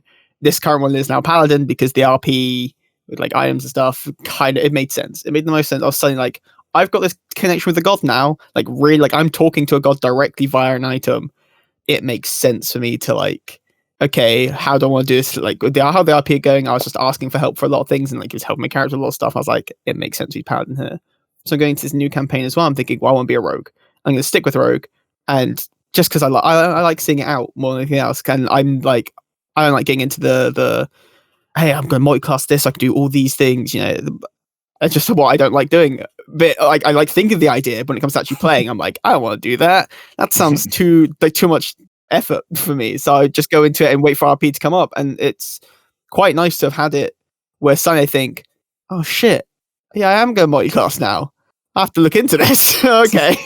I got that problem with my current character because I've gotten really into multi-classing because like I love the customization you can have of it, where like you can get whatever you want going on with a character. But the one I'm currently doing, we've started off pretty low level, and my idea for the multi-class is kind of a higher level build, so he can't really do what I want him to be able to do yet. He's like a barbarian fighter mix, but he's a weird thing because I'm grabbing multiple different fighter archetypes basically using feats. Oh, right, yeah. It's a weird build, but it's taking him forever to become more useful. Like a weapon master, basically. Walking armory. I'm going 3 levels into fighter to get one of their classes, and then I'm taking a feat, which gives me a like subdued version of the battle master's abilities. Oh yeah. You get the battle styles or whatever it is. Exactly. Superiority dice and like 2 of the maneuvers or something like that with the feat. Yeah. So essentially, I'm a barbarian who's taking 2 different fighter subclasses in like lesser function. And you get that D12 hit die. Exactly. I'm doing the Zealot Barbarian too, so he's the Rage Beyond Death Barbarian. So it's a fun, weird build, but it's taking forever to get to be playable. Poor DM. Yeah, that's the problem I think with multi-classes. I like multi-classing once I've got one quite high leveled already, and then I kind of look at it that like, okay, this makes sense of how my character's going. Maybe he would want to learn how to do this skill, or I'm being like, I did this early on. I wanted to like, I can, let's say, I'm not like against it. I'm not like, fuck anyone who does this. Like, I appreciate it. And if anything, I love that people put that much thought into a character. I think it's really interesting. I think it's like, that's fucking cool that you've had this idea that you already know that like, this is how you want to do it. I'm very free. When it comes to I'm very free form, I just kind of like being guided almost a little bit and then thinking, okay, where my characters are right now, what's he thinking? He is thinking, oh, actually, I was tempted to go leveling Rogue as well to kind of get that like lockpicking skill stuff. I was like, it doesn't make that much enough sense to go Rogue with what I'm doing. Like, I don't want a triple multi-class here where I'm going like Barbarian, Paladin, Rogue. Like, I'm just like, it's not worth it. Like, it's not worth my time. See, that's where I get lost, dude. The more than 2 multi-classes, and I'm just like, I feel like I'm losing my character at this point. I don't want to get into think about multi-casting spellcasters because that is dude, it's a pain to figure out spell slots. That seems kind of excessive, right? To multi-class spellcasters. I guess, I mean, they all have access to different spell lists and stuff like that. Well, it's usually like a dip into Warlock for like their invocations or like the Dark Vision and stuff like that. From an RP standpoint, dipping into Warlock, I mean, I said earlier, it always feels like it makes sense and it's a nice little story arc, like I'm planning to do with my second campaign character, because you can have this. Well, I mean, I'm not even starting out by multi-classing, right? So I have this like MacGuffin, like I have this thing to go after that's somewhere down the line probably going to lead to a Warlock multi-class. But for the time being, he's going to be a Ranger through and through. So it's, although I'm not multi-classing from the start, it is definitely something that I've got my eyes on just because I want. Like, I think I'm going to miss spellcasting, even though it is overwhelming. I think Warlock is probably one of the less overwhelming spellcasters. Yeah. You've got fewer spell slots, probably fewer spells, and just in general, like, it's not going to be the entire focus of my character. So I'm just going to be a Ranger with a little extra on the side because of some spice. Strange, some spice, exactly. Yeah. The only spellcasting, I guess the only like spellcasting multi-class I did was a Sorcerer Warlock. Oh, that sounds sick. Where RP wise, he was a sorcerer, then he died, and then because he was an undead character, so he had a few levels in sorcerer. He died. Some patron brought him back, and from that point on, all his magic he's gaining now is coming from the patron and from like the warlock levels. So I had to figure out all the stupid spell slot management. Yeah, that's the problem with Warlocks. Yeah, Warlock has weird spell slot stuff, right? It's like you can use your spell slots for all levels spells, but you only have to use your highest level spell slot. Well, it's all like 5th level spells or whatever. It caps at 5th level, and then like at the levels where you get like 6th, 7th, and 8th and whatnot, you get like 1 spell slot for that. Right. And that's it. Yeah, so your spell slots level up, basically. Yeah. Right. Which is a cool idea. And also you get them back on a short rest, which is kind of fun. Oh, that's right. Yeah, because that's the crazy part. Yeah, I DM'd like a few sessions with where Dutch was playing a Warlock, and boy, the number of times that man asked for short rests. I've always wanted to build I have this stupid, again, I love thinking of multi-class ideas. I have the stupidest idea for a Sorcerer Warlock, which would never be practical in most senses, but it's a sniper. Because the Warlocks get all these modifications on Eldritch Blast. Oh, no. The 300-foot Eldritch Blast. You give it the 300-foot one, then you go into your Sorcerer to get meta magic, which lets you double the range of a spell. And you can shoot Eldritch Blast from 600 feet away. Yeah, that'll never be useful, but boy, it's interesting. Are you planning on kiting a beholder or something? I don't know. Again, I'm like, this seems like a fun thing to play a sniper, but at no point would I ever need to play a sniper. Play like a spell sniper as well. You just somehow spot like danger from a fucking 1,000 feet away, and then you're like, you guys go ahead, I'll be fine back here. Isn't there like a feat as well that increases your spell range? Does sharpshooter work for spells though? No, there's like a spell slinger or something stupid. There's one called Spell Sniper. Yeah. And that does like increases the range and also lets you have like whatever it is. I think it ignores like 3/4 half cover. Like stupid, amazing. Yeah, it's basically the same as sharpshooter, like, in that case just for spells, right? Oh, that's brilliant. And what was very interesting in this conversation that just happened here is I think we've gone over like 3 different ways of planning out a character trajectory as well. Like Matt's like, I come up with a character build idea, and then we have to go along the story of this character to learn how we get to that. Koiba's like, I just choose a class. That's what I want to do. And then depending on how the story goes, then I think about multi-classing. And I think there was a third one here that kind of got mentioned. Duke had an idea where he had a plot hook that he could go into, but hasn't dedicated to it. It's a plot hook idea. Yeah. And I think that's totally viable. Like some people might say like it's all got to happen organically. I think it's totally fine if a player's like, I want to plant a MacGuffin or a Deus Ex Machina to make sure this thing happens. And like as long as it's a great story and everybody's going to have fun, like might as well go for it. It's like a Chekhov's gun. It's that like, hey, I've got this to kind of do everything, but it's not always going to be there. It's like, yeah, and also I know that like Dutch as a DM really enjoys us sort of giving him stuff to work with, right? For him to then kind of write these storylines. So knowing that, I'm confident that going into it, like if I have this kind of side plot for my character that involves this sort of evil deity or something that I've already kind of got planned out, like I can just give him the basics and he'll do something with it that I know is going to be really fun to just play through. And with the end goal of like actually meeting or like communing with this patron and becoming a warlock somehow. Depending on how things go. You never know. Absolutely. I think this is going to be an incredibly long episode. Oh, yeah. So I hope you guys don't mind, but I'm going to start bringing us towards playing a game. Is everybody cool with that? definitely. Sounds good. I could say we forgot to warn you, this is going to be about a 5-hour podcast. Because, my God, we can all go on about D&D for a long time. Yep. As long as everyone's cool with it, I'm cool with it. Yeah. The game we're going to be playing today is the game where we're all going to be collaborating together on developing a character. We're going to give them names, ability scores, flaws, personality. We're going to completely flesh them out together in a cooperative fashion. This game is called Building Character. So what we'll do is we'll each take turns adding something to this character. For sake of ease, perhaps we'll go like in reading order in the Discord call here. So Koiba, Matt, SirDuke, Soko, then myself. And we'll just add something to the character. Whatever you can think of. No pressure on me then to start. There we go. Or would you like me to go first and then we'll go up to you? Yeah, sure. We'll do that. That sounds better. You know what you're talking about here. I'll have a platform to work on. All right. I'm going to start with the character race. The character's a turtle. Excellent. I will say he has a high stat of a 16 dex. Ooh. Interesting. Okay. I think I'd like to go then. Let's make his lowest stat his con. Let's make a feeble character. Let's give him like a 7 or 8 in con.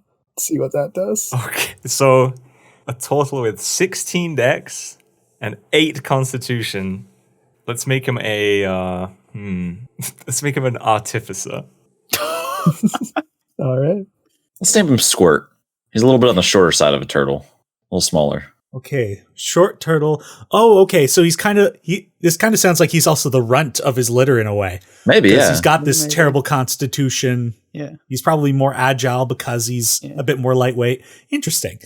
Let's give him a flaw, and that is when presented with food, he eats it quickly because he grew up with a lot of siblings. Nice. I like to think within that as a very quick backstory, but he became artificer to like grow stronger because he was this run. He created like things to like improve his shell. So maybe even like was it an armorer artificer? Yes. Go down, right? Where he very much like finds things and goes, right, I can build up my armor better, or I can do this, because he's always been like the weakest one of his run. That's why he became an artificer, was to try and get that leg up on his brothers and sisters. In that vein, too, if he's a turtle artificer, maybe he is more aquatic based with his abilities. So we could flavor his spells. Anything that's fire based could be like scalding water he shoots. Anything that's Oh my god, Blastoise. like cold based is just like Literally. heavy blasts of force is just a jet of water, that kind of thing. So I have a great quirk. Okay, I'm not going to make him Blastoise. Do we just make him Blastoise? I can only say his own name. He was the runt of his litter. Okay, so he was born when he hatched from his egg. He actually didn't have a shell. Okay, but through his artificer trade, has made himself like a really cool like steampunk clockwork shell. That I mean, there's all sorts of cool artificer stuff the way they like shoot. Yeah, sure, he's like Blastoise. He's Blastoise. Yeah, both. And he's called Squirt. Nice one.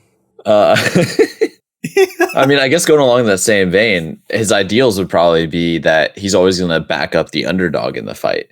Whether they might be right or wrong, he's probably going to tend to side with them more often than not, as long as it's not something completely against his interests.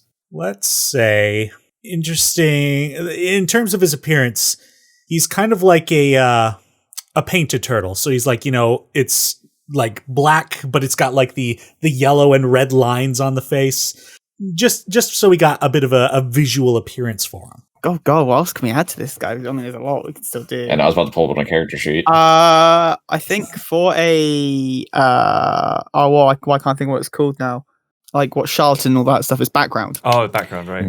Background. I think he probably came from like an outlander or like hermit background. He very much like is that castaway, is that like yeah, he was with people, but for the most part he was like shoved out. So very much had to kind of come on, like he's not used to relying on people, but at the same time has come from a big family. So it's that like his family, he has a like strong thing for even though he was kicked out, he still like loves family. So he is quick to like bond in these family ties, but was also very accustomed to being like, you know, that underdog, very accustomed to being like that low pecking order, just trying to like, I think that'd be cool. So either hermit or outlander, depending on how you want to look at him.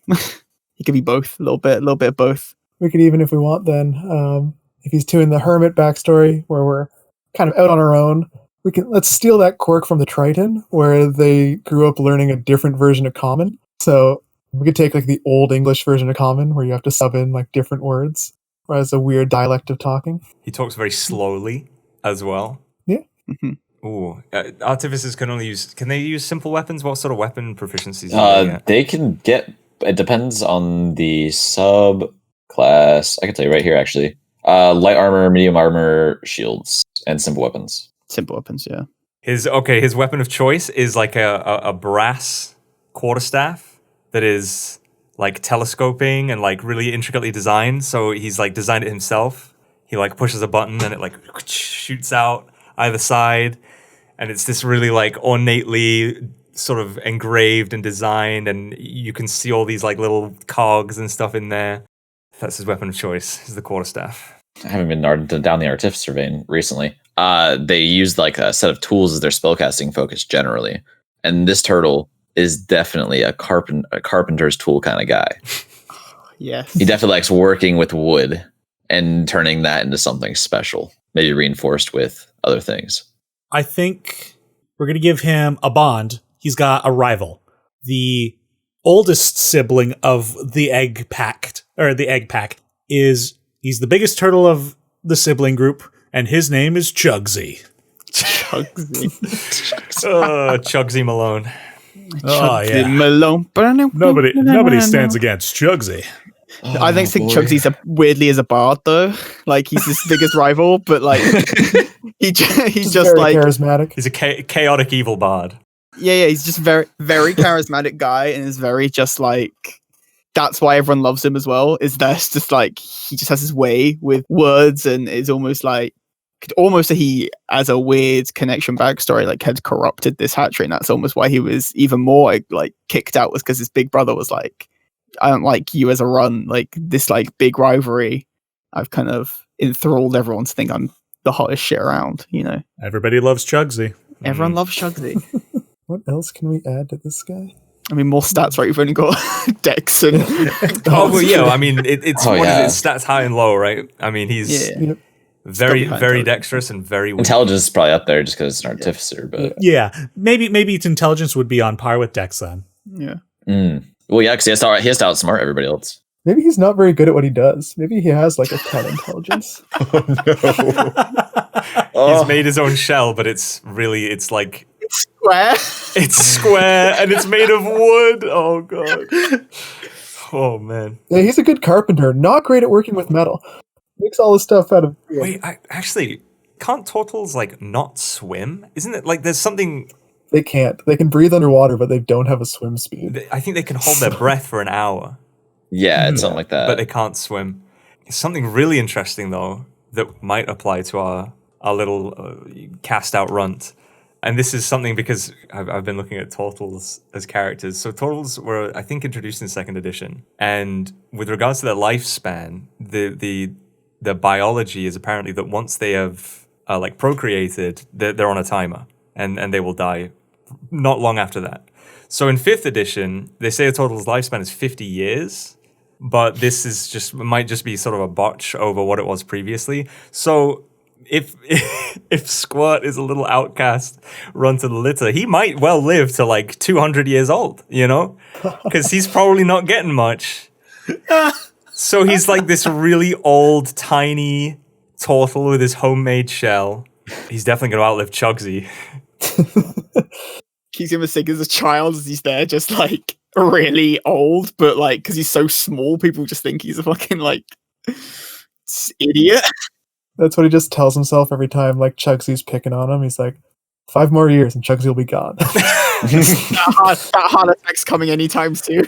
I think I'm even having a revelation here. I think Chugsy's already dead because I think he was getting some. So if we're going off this lore, Oh, he's like a womanizer. His ghost haunts him, though. exactly, Oh, no. it's like the shadow The of legacy. Chugsy. Oh, no. Or just Chugsy's like Spawn, like Chugsy's kids are still after him after all these years, like still picking on him. Oh my god! That's even better. Weird family tradition where the family of Chugsy, that family tree, just fucking hates Squirt. But it's gone so far down they don't know why anymore. They're just like, why do we hate this guy? We just do. Amazing. It's like even the strange family members like, why don't we invite Uncle Tim to parties anymore? We don't talk about Uncle Tim. Like, it's like, what? But why? What does he do? Just Oh. no one knows. Unbeknownst to them, their existence is why Chugsy's dead. And that's why they hate Squirt even more, because Squirt should have like hooked up with some of these girls that didn't. It should have been you. Should have been. Why can you hook up once? Oh, the tragic story of Squirt. His life Oh. is pain. His life is pain, and it won't end until he gets some action. Oh man. You know what? I might just have to play Squirt in the next campaign, dude. Fucking out, fucking Squirt. Oh, I think that's official. I think that's a character we've got. Beautiful. All right. Oh, Coming to all good sessions near you. The Ballad of Squirt and Chugsy. Squirt. Ironic with a name like Squirt. and Chugsy. for the listeners out there, if you want to use Squirt, please tag me on Twitter. I would love to hear your story. But with the game being done there, that does bring us on to the final segment of the podcast. This is Question Dicely, our chance to hear from the listeners. Today's question is brought in from @jcraft153 on Twitter, and they say, what do you think is the class that's most often overlooked by new players, but is actually a really fun class to play? I'm starting up a new campaign and hoping to pull in some of my coworkers who've never played 5e before. I mean, I think it's a bit weird. I think like Wizard probably gets overlooked quite a lot because it's a very complicated class to get into. Like if you're completely new to D&D and you just see, hey, here's Wizard, here's like all the spells, here's like everything like that. I think that can be very intimidating. It's quite Obviously, complex to learn them as well, right? You need to like have. you need to know what's kind of going on a little bit. Yeah, you need like inkwells and paper and stuff like that all the time to sort of copy down spells.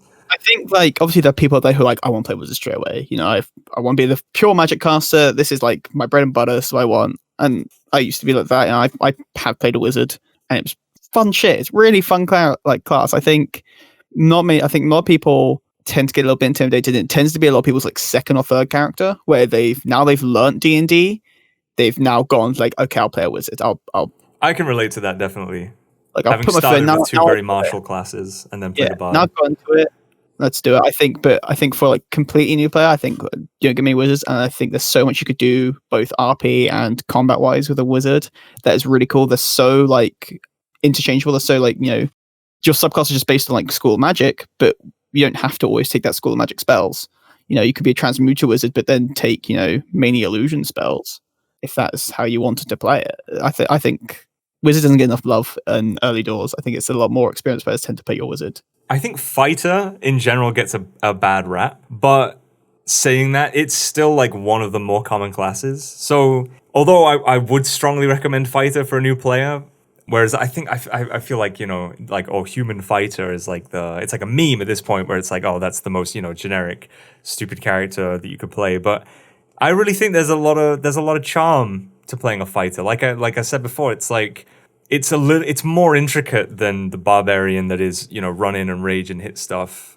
At least early on, obviously the subclasses of everything sort of diversifies. But I think there's something about fighter that they're often like heroic types and adventurers, which is a perfect fit for a new character. And even if you don't want to play you don't want to be cliched or you want to avoid like these cookie cutter classes, it's still a really versatile class. It's got subclasses that incorporate spellcasting, or you can be an archer.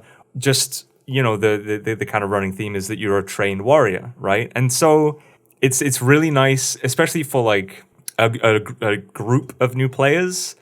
It's very easy to kind of fit it in a campaign setting, like a new group of adventurers, right, as a fighter. And I think it needs more love. I think it's a good and well-rounded class, and I think it gets kind of poo-pooed on for being a newbie class. And I think there's a good reason it is, and I think it's also a great class for advanced players as well. So I definitely recommend Fighter. Yeah, because like Fighter 2, like if you're new players, its subclasses are all pretty different. Yeah.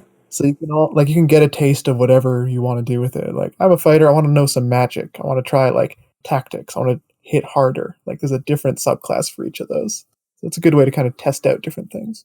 I would say though, a lot of the time when classes get overlooked by new players, it's because they're trickier or harder to play. So I don't know if there's necessarily one that would be like, this one's overlooked, but you should play it if you're new, because it's probably better to do one that's easier to get into. But I would say two that I find kind of get overlooked for more like RP reasons would be Cleric and Warlock. Because reading the Warlock, people are like, I have a patron. This guy, I'm going to have to come with some intricate backstory. This guy's going to dictate what I do. I don't want to play that. But like, you can work it out with your DM how influential that is. Because Warlock's a fun spellcaster to play. You get a lot of cool stuff at low levels, so it's a good way to like get into the game. And conversely with Cleric, I find people see that and think, I am support. I don't want to just be support. I want to do stuff. But I think they did a good job with Cleric, at least in 5th edition, where Cleric is whatever you want it to be.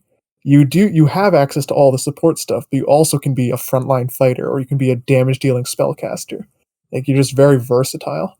But a lot of people see, like, clerics are good on healing spells. I don't want to be the healer. I don't want to be stuck doing that. Yeah. Well, I think the most overlooked class in general is the sorcerer, and it just doesn't get enough love. And just playing in general, playing a spellcaster is going to be a little more complicated, because you generally have to choose your spells and stuff like that. With the sorcerer, you kind of have that out where you have the meta magics to kind of push your spells to what you want it to be. So if you just want to be like, oh, I want more damage on my sorcerer, then you can take the one that I think it's an empowered spell. Yeah. And it like adds like extra damage to the spell or whatnot. It gives you a lot more flexibility if you decide, oh, I don't really want to do this anymore, but I'm going to take this meta magic option so that I'm a different kind of sorcerer now, sort of thing.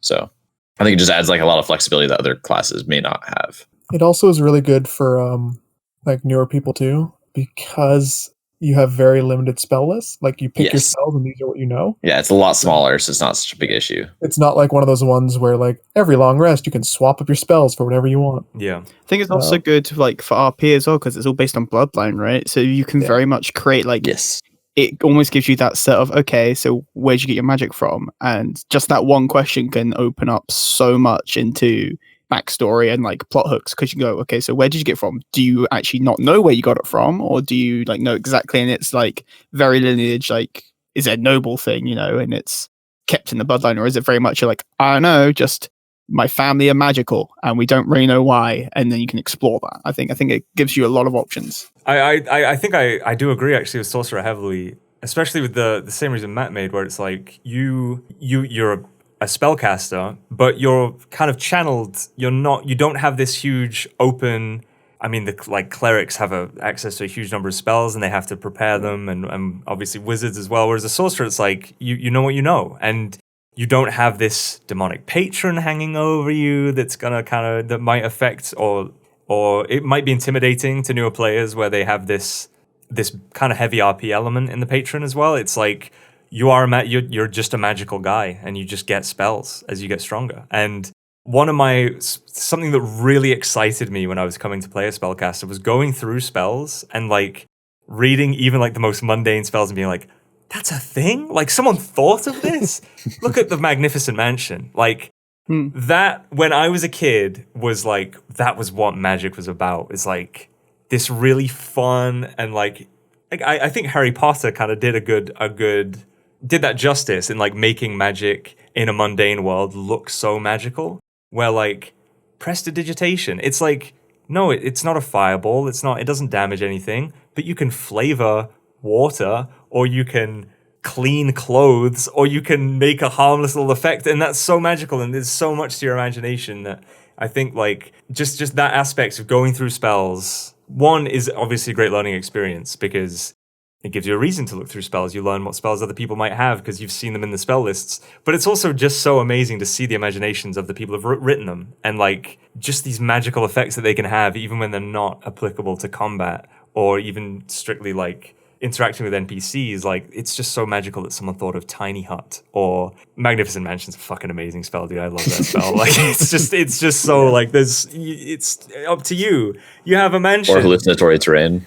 Illusionary terrain is great, or illusory terrain, but a mansion and you just decide what rooms are in it and you have so much space to play around with, like stuff like that is really magical. I think statistically, the Ranger is the most overlooked class. Only 5% of players, as of a survey, I think in 2018. So that number's probably changed since then. Because Rangers do that. Yeah. It was garbage.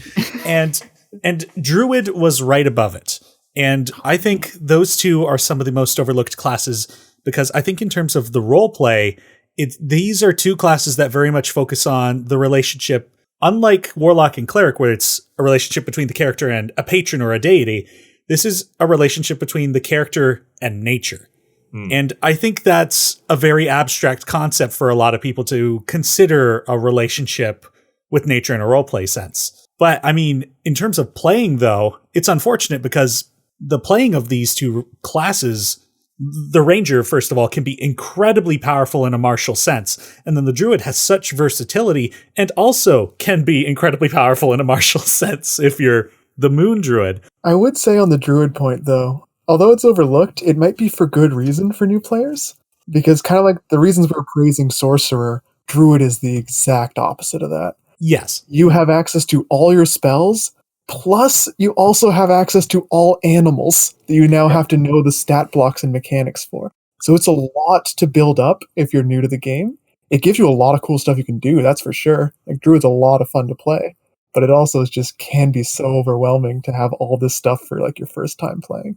Mm-hmm. Yeah, so probably not go Druid for your first character. However, I would also add the argument that I wouldn't go Warlock for a first character either, because the way their magic works is so incredibly different from any other class in the game. That's fair. Like, I would rather a new player go, I learned Wizard. Once you get Wizard, you basically know how all the other classes work, except for the nuances of Warlock. I think Warlocks are good to dip your toe into magic if you've played Martial and you want to, like, I want to experience spells in like a very basic term, just kind of see what they're about. I think Warlock's great for that because it's so different and it's so like, you can base, you're playing a martial class here. However, you've got some spells you can use that are mainly they're mainly damage based. They're mainly like to help you hit or to help or do damage or whatever. They enhance your kind of ability to do damage.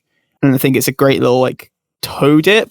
But obviously, as like a first like class, if you go Warlock and then you go like Wizard, you are going to be so confused for a second. You're going to be like, what? I get spell slots of different levels?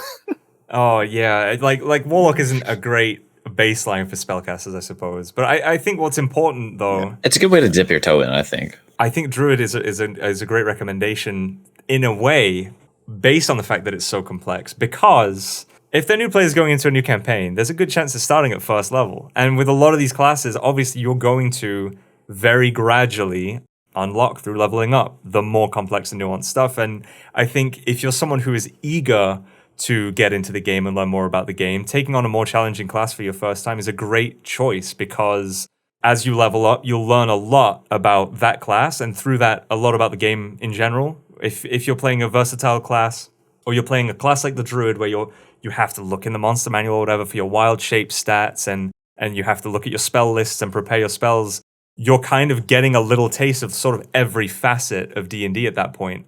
So I think although there is a lot to sort of learn and take into account, if you're looking to learn a lot, I think then obviously you should challenge yourself with a class like Druid. And I think it is underrepresented. I think that's a good point. I think that's fun. That's a great way to put it too, because I feel like if a forever DM kind of spots in their player group, it's like, okay, these are the new players. I think there's a lot of promise with this one. I'm going to try and make them go Druid so they know everything, so that they'll want to DM and I can play.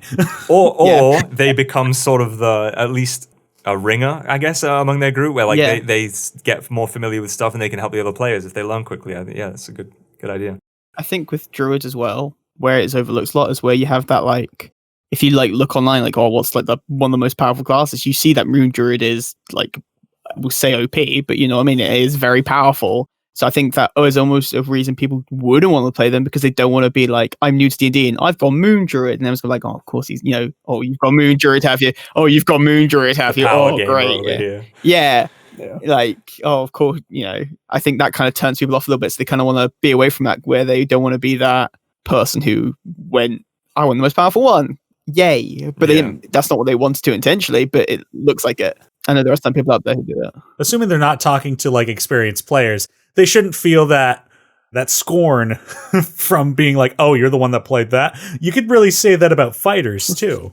True. I think it depends if, like, you know, get some people who, when they're new to something, they will want to look it up, right? Because you do it, like, if a new video comes out, you want to see what the reviews are. People are like, okay, you could look up a list very easy, like best D&D class or like subclass. True.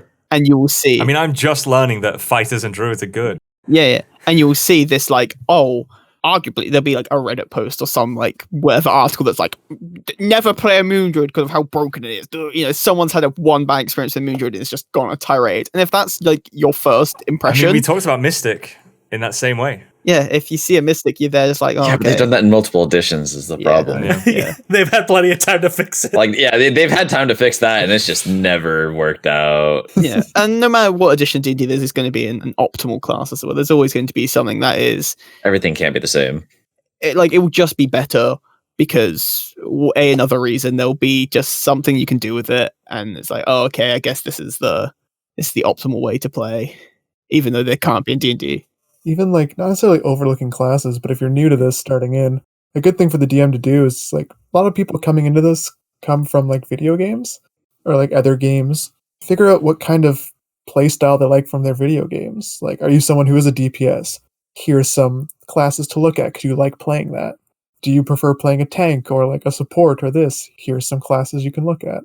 Because for like new players, I don't know if it's necessarily like worry about them overlooking something. It's more worry about them locking themselves into something they're not going to enjoy. Yeah. Like, especially with that like 2018 poll where no one plays Ranger, is probably because people tell new players not to play Ranger.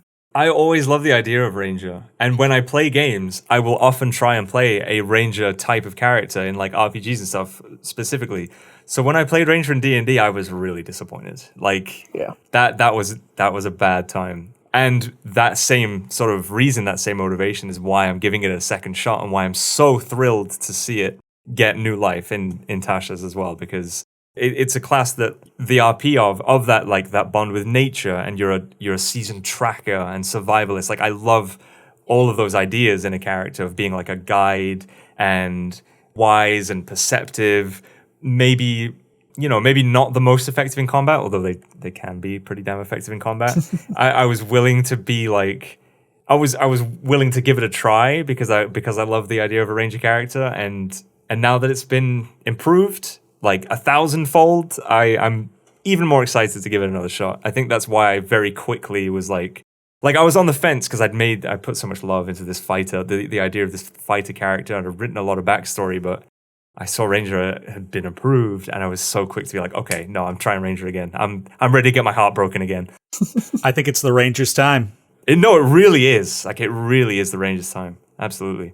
So to kind of summarize this up, we've had Koiba, what was your recommendation?